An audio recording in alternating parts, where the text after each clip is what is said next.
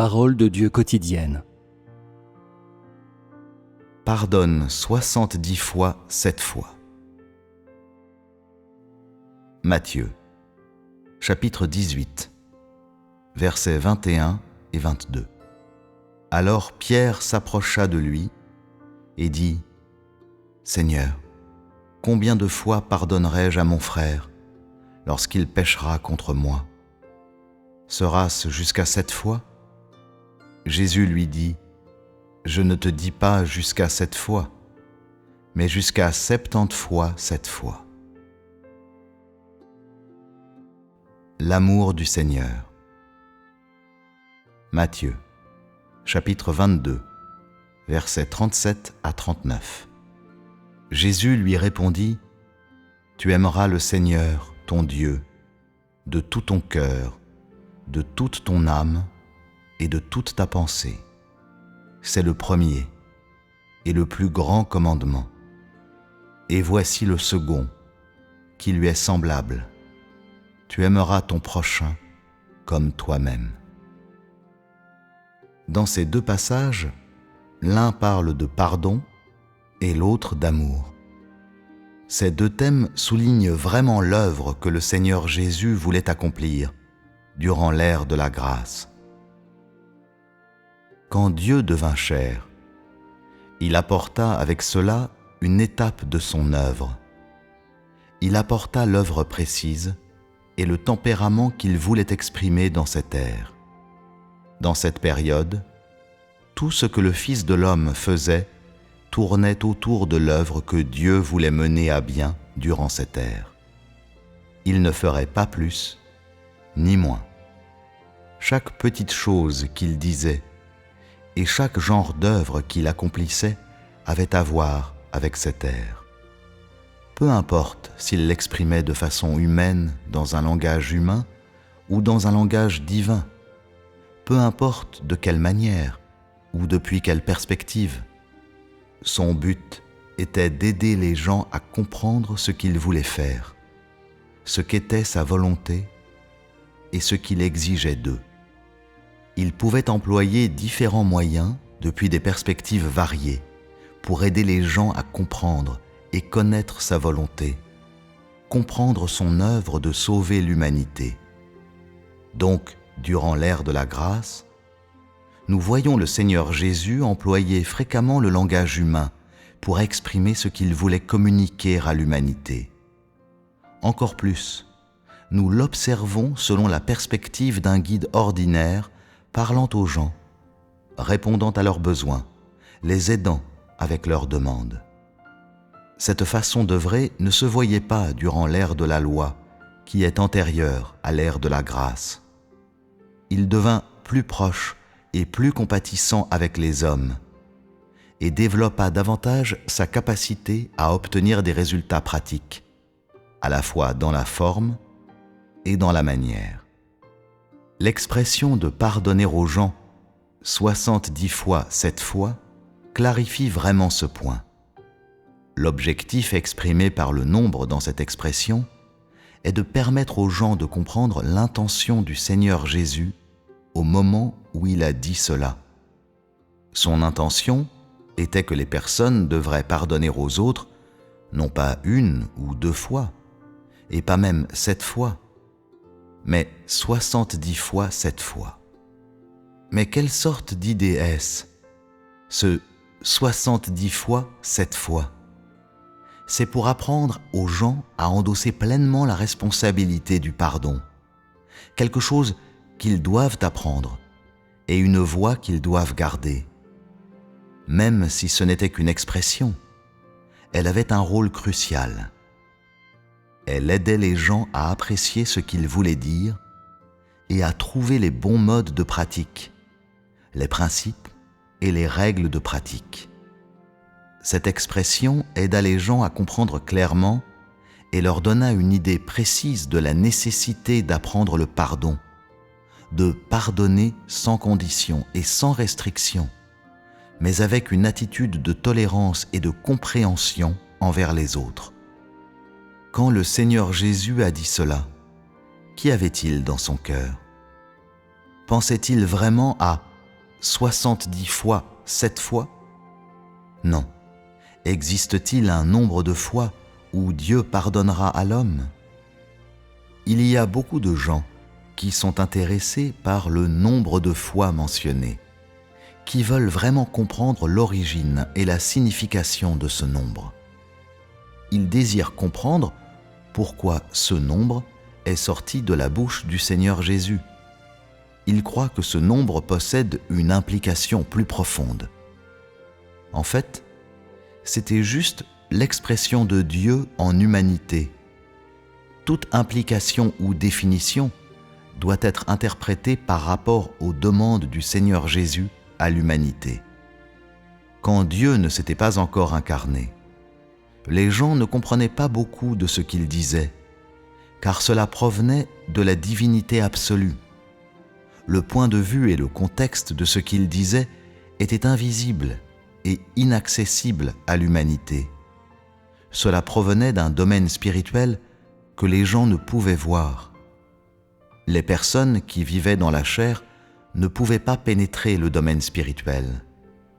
Mais après que Dieu devint chair, il s'adressa à l'humanité depuis le point de vue de l'humanité, et il sortit du domaine spirituel et en dépassa le cadre.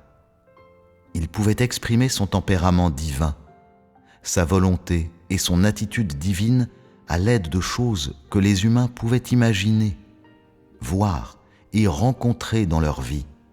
Il pouvait employer des méthodes que les hommes pouvaient accepter dans un langage qu'ils pouvaient comprendre et un savoir qu'ils pouvaient appréhender, afin que le genre humain puisse comprendre et connaître Dieu, concevoir ce qu'il voulait dire et accepter ses règles dans la limite de leur capacité, jusqu'où ils en étaient capables.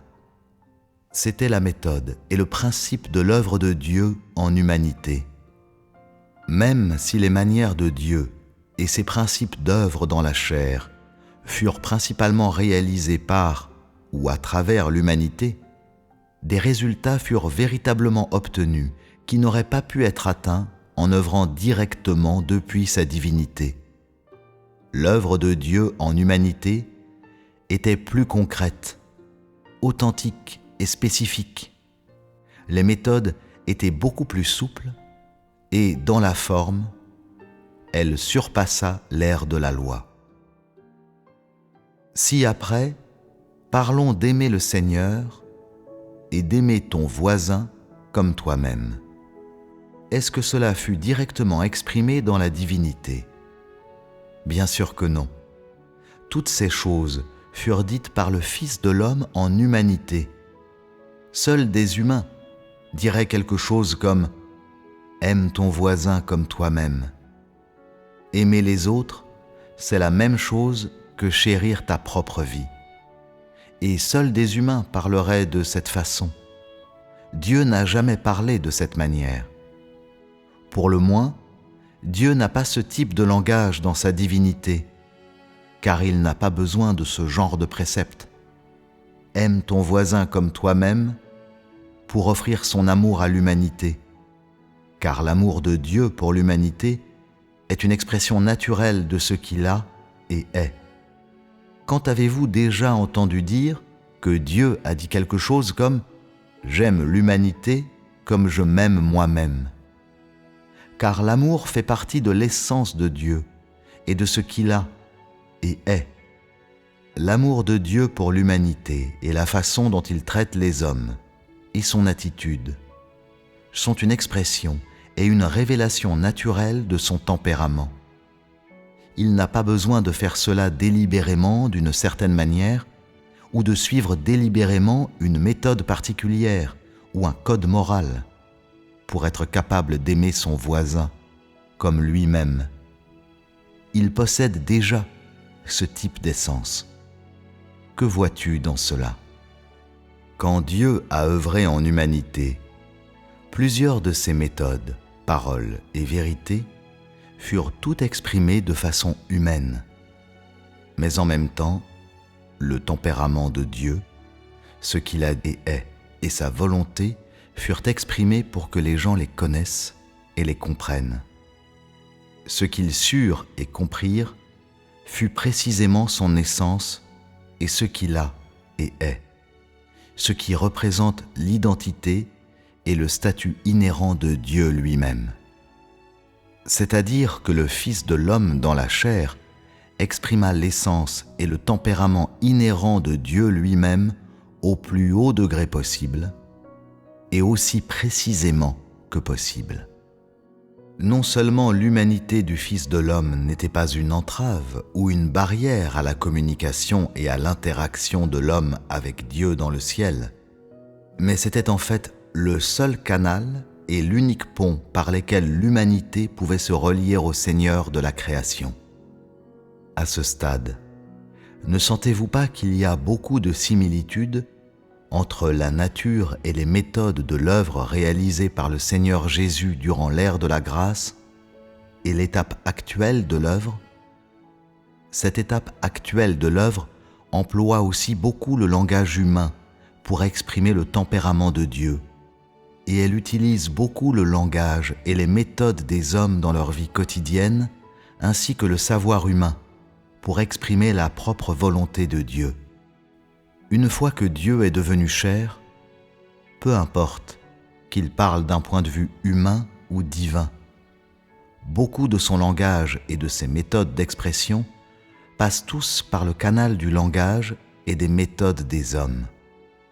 C'est-à-dire que lorsque Dieu devient chair, c'est la meilleure opportunité pour toi de voir l'omnipotence de Dieu et sa sagesse, et de connaître chacun des aspects réels de Dieu. Quand Dieu devint chair, en grandissant, il en vint à comprendre, apprendre et saisir un peu de la connaissance humaine, de son bon sens, de son langage et des méthodes d'expression en humanité. Dieu incarné possédait ces choses qui provenaient des humains qu'il avait créés. Elles devinrent des outils de Dieu dans la chair pour exprimer son tempérament et sa divinité, et lui permirent de rendre son œuvre plus pertinente, plus authentique et plus précise alors qu'il travaillait parmi les hommes, depuis une perspective humaine et employant le langage humain. Cela la rendit plus accessible aux gens et plus facilement compréhensible pour eux, atteignant ainsi les résultats que Dieu voulait. N'est-ce pas plus pratique pour Dieu de travailler ainsi dans la chair? N'est-ce pas la sagesse de Dieu? Quand Dieu devint chair, quand la chair de Dieu fut capable d'assumer l'œuvre qu'il voulait accomplir, ce fut quand il exprima concrètement son tempérament et son œuvre, et ce fut aussi le moment où il put commencer officiellement son ministère en tant que Fils de l'homme. Cela signifiait qu'il n'y avait plus un gouffre entre Dieu et l'homme, que Dieu cesserait bientôt son œuvre de communiquer par des messagers, et que Dieu lui-même pourrait exprimer personnellement dans la chair toutes les paroles et l'œuvre qu'il voulait. Ceci signifiait également que le peuple que Dieu sauvait était plus proche de lui et que son œuvre de gestion pénétrait sur un nouveau terrain et que toute l'humanité était sur le point de faire face à une nouvelle ère.